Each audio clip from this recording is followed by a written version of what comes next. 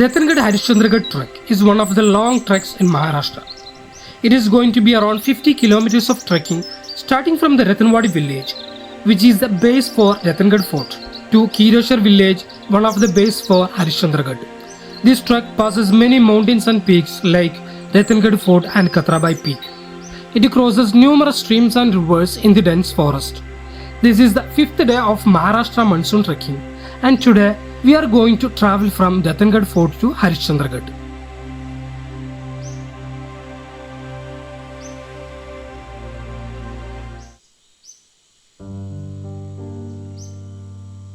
Right now, we are at Ratangad Fort near Bhandardara. We reached here yesterday evening and camped in front of a cave in the fort. When I came out of the tent in the morning, the whole area was covered in the thick mist. The weather was the same yesterday evening also. Let's prepare the breakfast now and wait for the mist to clear the area.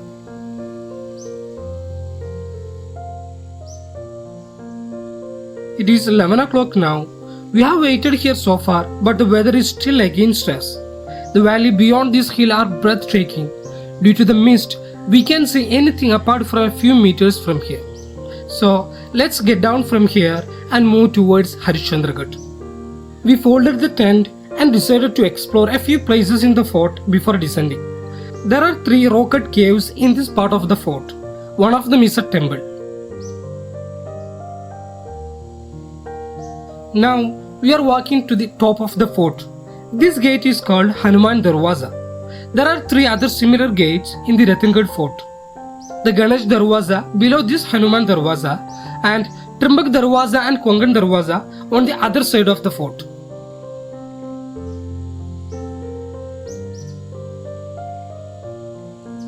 A short walk from the Hanuman Darwaza will take you to some fortifications at the top. By the time we reached here, it had started to drizzle. It is also windy here. From here, we could have seen the nearby Katrabai Peak, but the view is hidden in the thick mist. The weather is not favorable to us today, and I don't think climbing till the peak is not going to be helpful at all.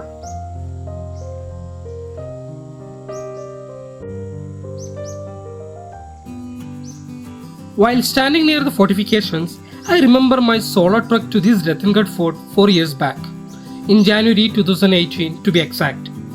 I was able to see the whole area around this fort at that time. Beautiful views of the Arthur Lake spread out in the valley and many mountains around this fort.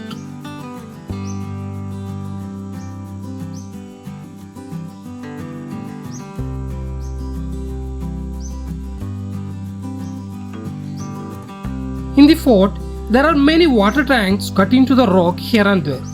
The water was polluted when I came here before, but there is a big underground water storage in this fort.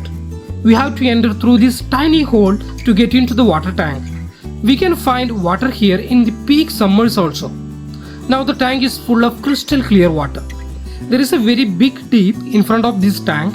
That's why no animals can reach the water in the tank.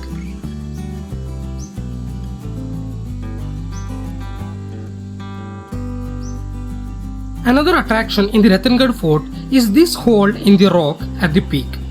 We can see both sides of the mountain from here. This hole is known as Nede in Hindi. Similarly, if you climb to the top of this rock, you will get a 360-degree view of this fort. We can see parts of the Katrabai Peak at a distance. This Katrabai Peak is the 3rd highest peak in Maharashtra. I remember cooking food and sleeping alone in one of the caves when I came here for the first time. That was my first solo trekking experience also. The next day, after seeing a beautiful sunrise from here, I left the fort through Trimbak Darwaza and went to Ratan Wadi.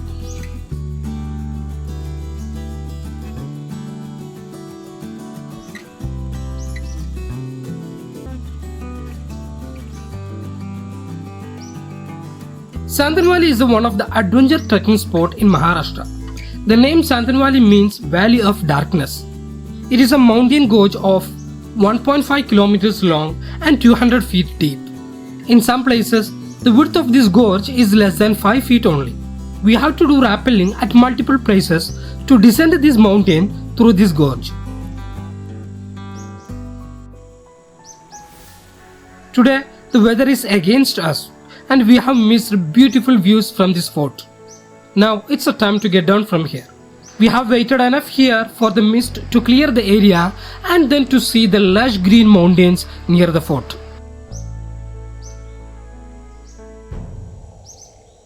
We are going to descend the Ratangad Fort through Hanuman Darwaza. Yesterday, we used the same route while climbing up. There are many iron ladders on this route below the Hanuman Darwaza. In some places, the steps are made by carving the rocks. These steps are very slippery and we must be very careful while descending over this part.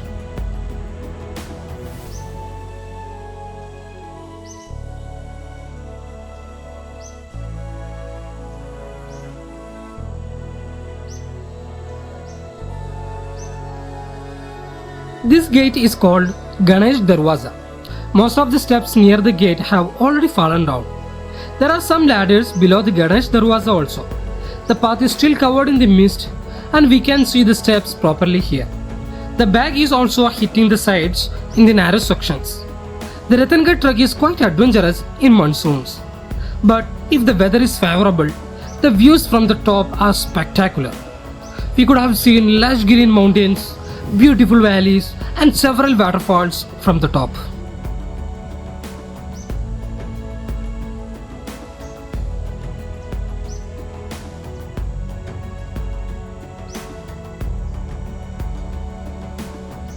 Wildflowers can be seen at multiple places along the path.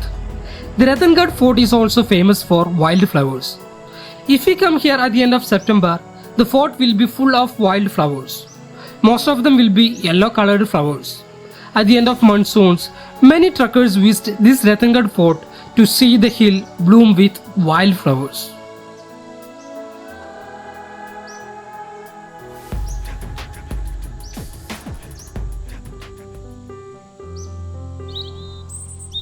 After a short walk from the ladders, most of the dangerous parts are over. Now there are many trees and bushes around us. The path is still covered in the mist, but the visibility is better here compared to what we have seen at the top of the fort. Also, by the time we got here, the camera lens had filled with moisture. Now we have to use our cell phones to capture the stunning views.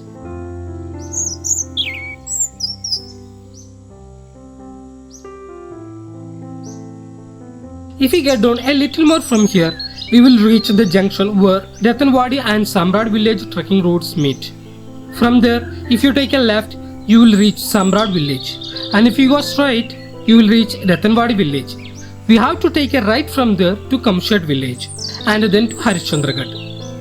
Ratangad Harishchandragad trek and Lonavala Bhimashankar trek are the two famous long trekking routes in Maharashtra. These routes have more than 50 kilometers of trekking and passes through several mountain ranges and dense forest. But only a few travelers do these treks every year. Hence, the path through these dense forests are not properly marked and trekking through these routes will be very challenging.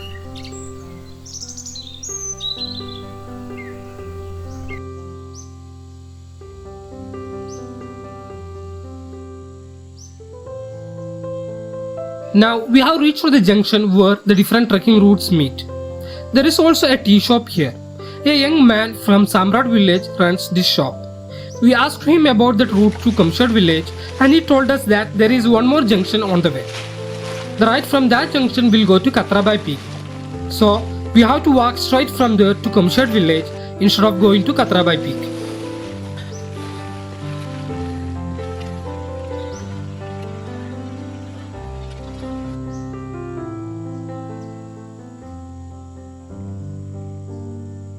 We have walked more than 2 kilometers from the junction. And now I doubt we have lost our way somewhere in the forest.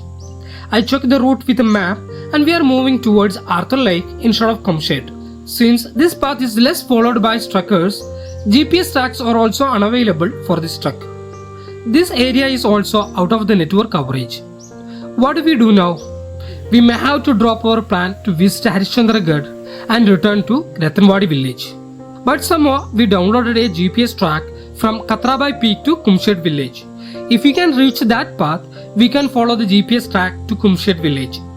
While looking at the map, the path is somewhere on that mountain and we have to reach there. So let's return from here. I have seen another path somewhere in the forest. Maybe that path will take us to Katrabai Kumshet route. While getting ready to return from here, we heard the sound of an animal running through the forest. Then these two dogs moved to a defensive position across us. They are following us from the tea shop onwards. This is the place where we lost our way. I'm mistaken, the right from here goes to Katrabai Peak as said by the villager. That junction is not reached yet. Here the path is surrounded by bushes and we can see the way correctly. The bushes are taller than us. After traveling a little further through this forest, the path became wider. There are small trees around the path. The forest here looks beautiful. But we are unable to capture all these scenes properly as it rains occasionally here. This is the worst day in our 7 days trek through these hill ranges.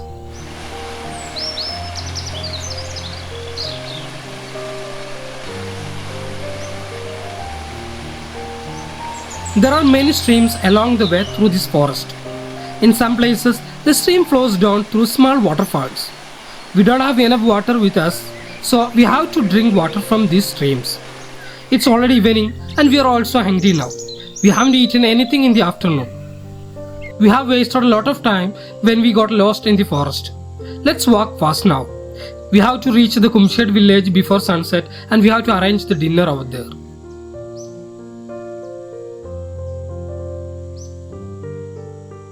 After walking a little further, there are many rocks and stones around the path.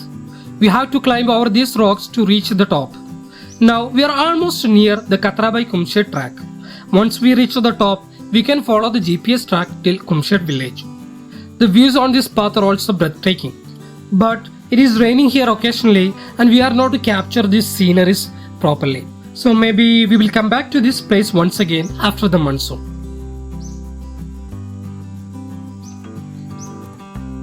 This is the first person we saw on this route after the tea shop near the junction. आप लोग इधर से आ रहे हो? When we reached the Katrabai junction, it started to rain here heavily. Also, heavy wind is blowing here. Now we must keep our camera and mobiles in our bag and descend this hill towards Kumshet. Now we have descended the big mountain and reached the valley. By the time we reached here, the rain had stopped. On the way down here, we had crossed many waterfalls and streams. With the heavy rains for hours, we can see many waterfalls all over this mountain. Now we have to walk around 2 kilometers over this plateau to reach Kumshet village. Most of these areas are bare rocks and they are filled with green grasses. We can see a few houses in the village here and there. Now we have to find a place to camp at night. The villagers told us there are few more houses near the village entrance, which is around 1 kilometers away from here. There is also a tea shop near the entrance from where we can get some more Maggi and biscuits. Now we are walking towards the entrance with the hope that we can find a better place to camp at night and have dinner.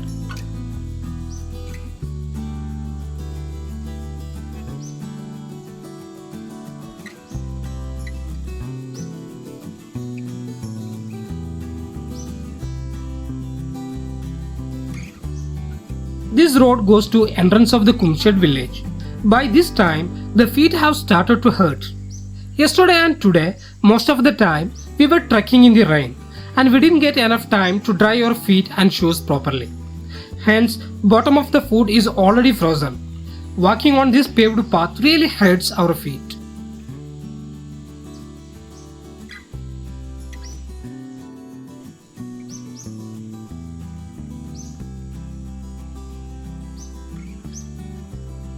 This Kumshet is a tribal village surrounded by many big mountains. This village and the mountains around it are part of the Kumshet Gram Panchayat. Also, Kumshet is the least populated panchayat in Maharashtra. The panchayat has less than 200 houses only.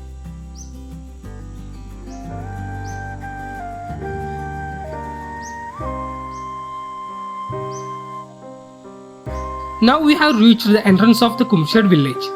Here the houses are better than what we have seen earlier.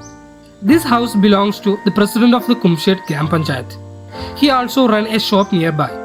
These villagers also provide food for trekkers passing through this village on demand. When we asked the president for the permission to pitch our tent in front of his house, he told us to stay inside the forest office nearby. This is the view inside the president's house.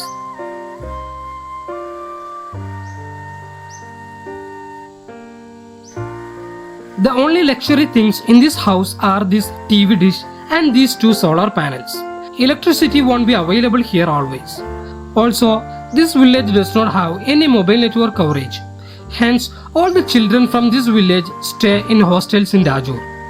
During the pandemic, hostels were closed and the children had to climb more than 2 kilometers every day to attend online classes. After exploring the village, now we are going to take a rest for some time. We can sleep well tonight. Also, we have to dry our feet and shoes well.